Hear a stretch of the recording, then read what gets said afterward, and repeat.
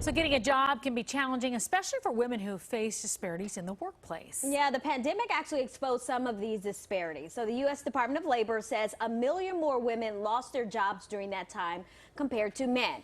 But for women looking to get back into the workplace, a career coach is helping us ladies get paid. And she sure is. In fact, that's the name of the book from career coach Claire Wasserman. And we're so happy to have her join us. That just kind of says it all, right? Claire, nice to have you. Hi, it sure does. Thanks for having me. All right, so you have 5 tips for women before they actually start looking for a job. We want to jump into them to help people out a bit. So the first tip you have is all about goals and reflection. Can you explain that?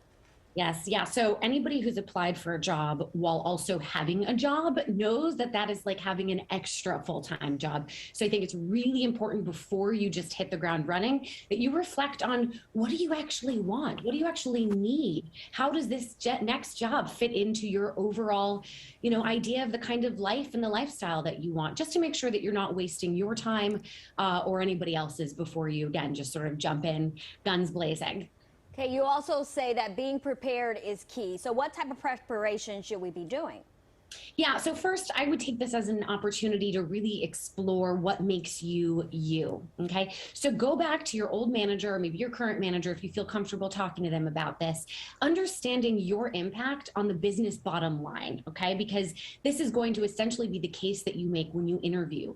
So having that understanding of the way that you work and how it fits into your company, time saved, for example, okay? How you've contributed to the company culture. So go and interview your manager now about that. You don't have to necessarily tell them why you're asking, okay? Because you want to do a good job, right? So you're going to ask those questions. You're also going to go and dig up your old resumes, LinkedIn profile, cover letters, but you're going to redo them completely based on the job that you actually end up applying for. That being said, gathering all that stuff now is going to give you a good foundation to build on. Yeah, and that's really what it's about, because you talk about organization and how it is so important. So what do we need to keep in mind in terms of organization?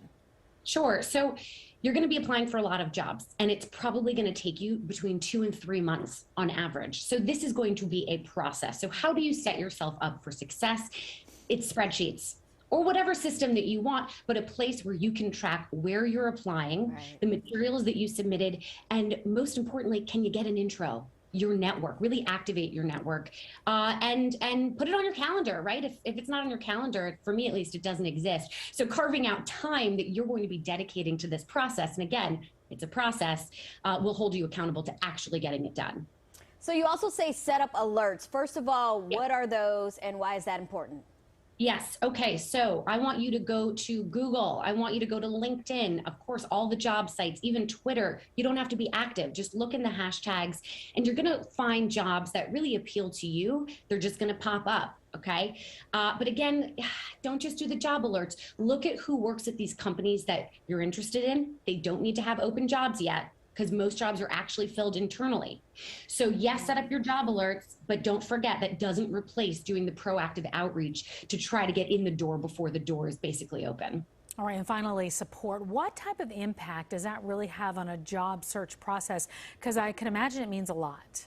Oh my gosh, I mean, it's hard. It's hard. And self-care is huge. Holding yourself accountable, getting feedback, especially if you're not getting any yeses. Finding people that you can practice interviewing.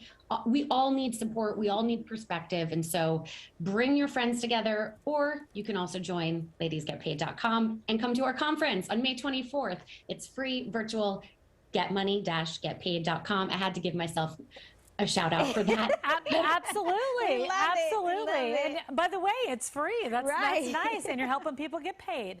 All right. Nice to have it. Right. Well, Claire, thank you so much for joining us to explain all of this. So Ladies Get Paid is available now. Thank you. Thanks. Take care.